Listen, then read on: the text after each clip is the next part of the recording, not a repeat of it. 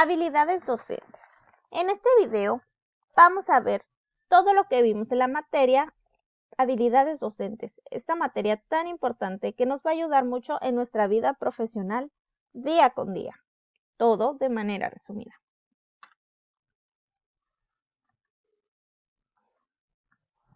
¿Qué son las habilidades docentes? Es el primer tema. Las habilidades docentes son un conjunto de recursos que permiten a un individuo desarrollar la acción de formación. Se trata de ser capaces de dar una clase con calidad, de forma de que los alumnos aprendan y se consigan los objetivos pedagógicos. Para ser un buen formador se requiere ser ameno y saber conectar con el público, evitar el aburrimiento y motivar el aprendizaje de los alumnos. Además, el profesor debe de saber manejar múltiples y diferentes metodologías que le permitan llevar a cabo buenas programaciones y debe de saber explicar los contenidos de forma que se le entiendan bien y que sea asequible.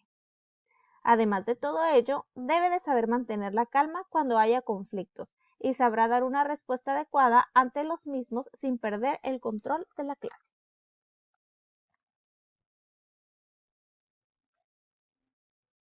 Habilidades de comunicación. Podría decir que el proceso de enseñanza-aprendizaje se basa en un porcentaje altísimo en la comunicación. La información que transmitimos y cómo lo decimos es la clave para que nuestros alumnos entiendan lo que les contamos, se interesen por ello y lo aprendan. Al inicio de cualquier comunicación se debe tener dos factores en cuenta, y es tener algo que comunicar y querer hacerlo. Elementos que pueden facilitar o inhibir la comunicación eficaz en el proceso de enseñanza-aprendizaje son 5. Comencemos por el estilo. El buen expositor utiliza la sencillez al expresarse de manera clara y evitando la exageración. Número 2. La prestancia.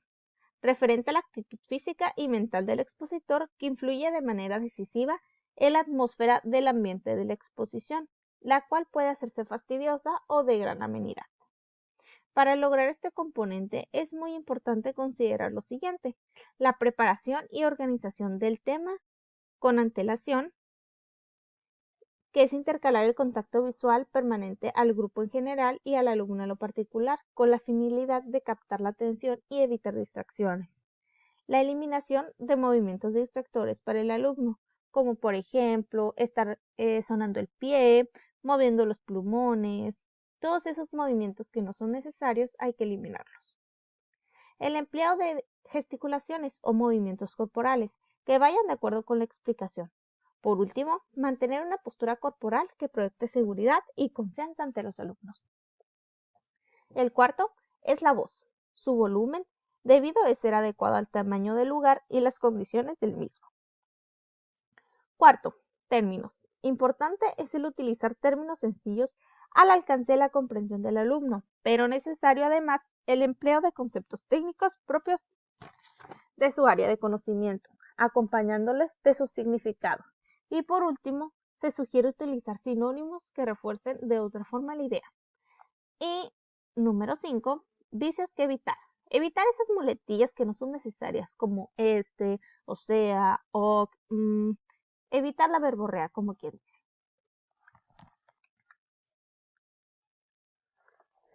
Ok, siguiente tema que vimos son las 15 habilidades profesionales para trabajar como profesor.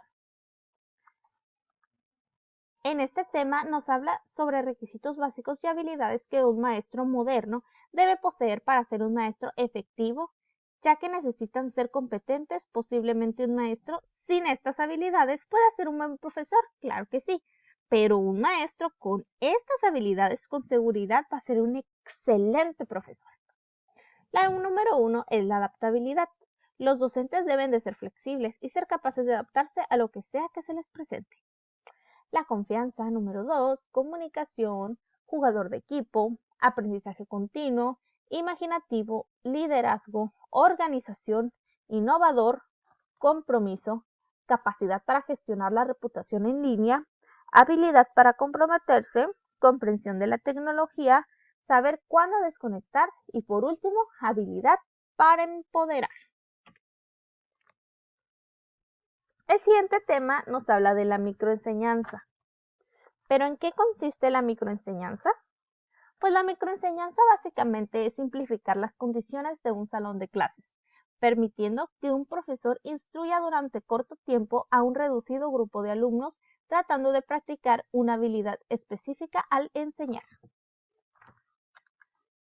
La microenseñanza tiene como base 5 proposiciones fundamentales. Número 1. La microenseñanza es realmente enseñanza. Número 2. La microenseñanza disminuye las complejidades de la enseñanza normal de una clase. Número 3. La microenseñanza se concentra en el entrenamiento para el logro de fines específicos. Número 4. La microenseñanza permite una situación controlada. Número 5. La microenseñanza amplía grandemente el conocimiento normal de los resultados y la dimensión de la retroalimentación de la enseñanza. ¿Qué permite la microenseñanza? 1. La práctica segura. 2. Un instrumento de enfoque. 3. Un vehículo de entrenamiento continuo. 4. Una nueva forma de orientación. Y 5. Un instrumento de investigación. Las habilidades practicables de la microenseñanza son inducción o motivación, comunicación, uso de los recursos didácticos, variación del estímulo, formación de preguntas, control de disciplina, organización lógica e integración.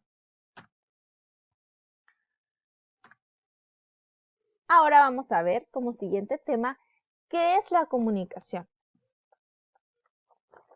Y es un proceso mediante el cual dos o más personas se ponen en contacto y se relacionan entre sí para transmitir algo. Las partes del proceso de comunicación es emisor, fuente, receptor, entorno, código, mensaje, canal, percepción, contexto, empatía, ruido y retroalimentación. Las funciones de la comunicación es informar, educar, entretener, persuadir e interpretar.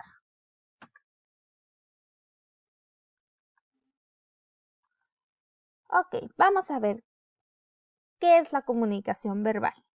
Empecemos por la comunicación oral. Algunas formas de comunicación verbal son la conversación, la entrevista, el debate, la conferencia y la radio. Pero estas se plasman a través de textos orales. Son los que permiten que se puedan contar de viva voz o por reproducciones orales, los cuentos, fábulas, etc. Cantar los villancicos, canciones, recitar y declamar los poemas, entre otras formas de expresión oral. La comunicación escrita se plasma a través de textos escritos. Son los que le permiten que se pueda respetar y publicar en forma gráfica a través de palabras escritas y mediante lo que se escribe las cartas, cuentos, novelas, informes científicos, las solicitudes, etc.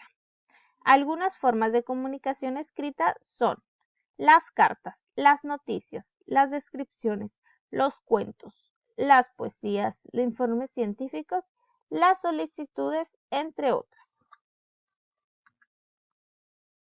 Ahora veremos la comunicación no verbal. Se entiende por todas aquellas señales vinculadas a una situación comunicativa que no son palabras escritas u orales, como gestos de la cara, movimientos del cuerpo o la postura corporal. Ok, es el conjunto de indicios que emitimos los seres humanos con nuestro cuerpo para comunicarnos, símbolos o representaciones de la realidad creados para el mismo fin. Las expresiones no verbales suelen acompañar al discurso oral o escrito, enriqueciéndolo o dificultándolo al acto de comunicación.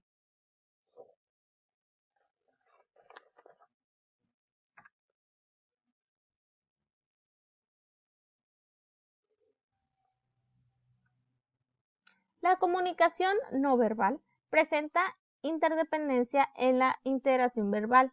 A veces tiene más significación que los mensajes verbales. Es prácticamente inevitable. Predomina la función expresiva o emotiva y varía según la cultura, el tiempo y el espacio donde se manifieste.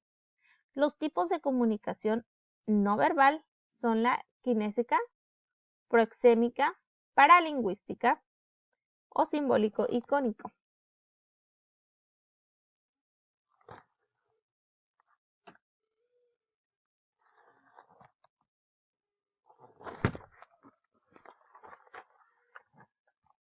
Ahora veremos los recursos didácticos.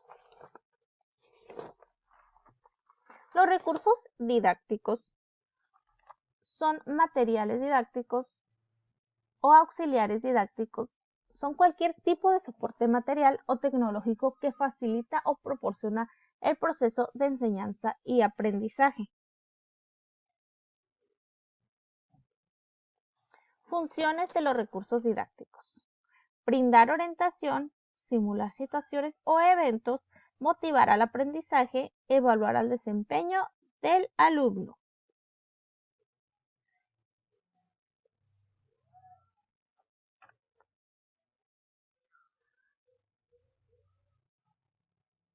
Ok, tipos de recursos didácticos. Los recursos didácticos pueden clasificarse de la siguiente manera.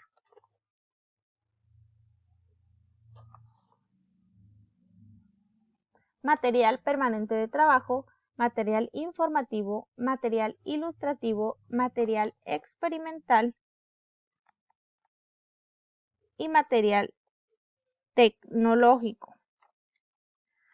Vamos a ver poquito más a fondo de lo que es cada uno. Bueno, el primero, como dijimos, que es el material permanente de trabajo,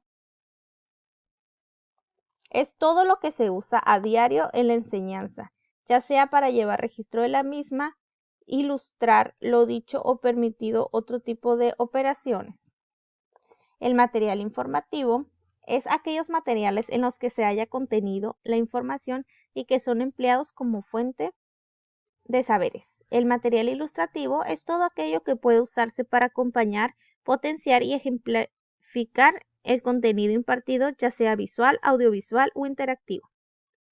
El material experimental es aquel que permite que los alumnos a comprobar mediante la práctica y la experimentación directa a los saberes impartidos en la clase. El material tecnológico se trata de los recursos electrónicos que permiten la generación de contenidos, la masificación de los mismos, entre otros.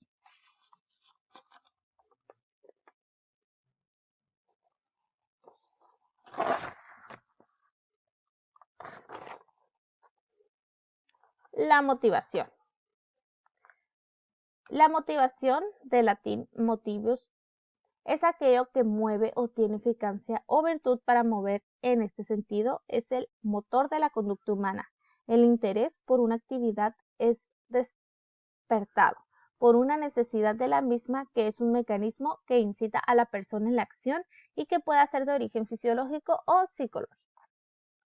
La motivación es aquella actitud interna y positiva al nuevo aprendizaje. Es lo que mueve al sujeto a aprender. Es, por tanto, un proceso endógeno.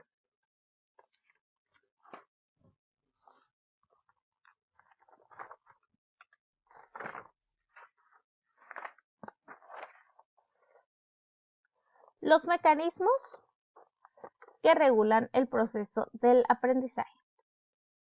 Número 1. Evitar las críticas negativas ante los intentos de colaboración de los alumnos. Número 2. Estructurar la docencia en el aula de forma no excesivamente autoritaria, mezclando la directividad con la aceptación de las decisiones de los alumnos. 3. Programar trabajos en grupo o sesiones donde cada alumno pueda colaborar según su nivel. 4. Valorar positivamente los comportamientos del trabajo del estudio o, en su defecto, a las aproximaciones. 5. El reconocimiento del éxito de un alumno o de un grupo de alumnos motiva más que el reconocimiento del fracaso y si aquel es público mejor.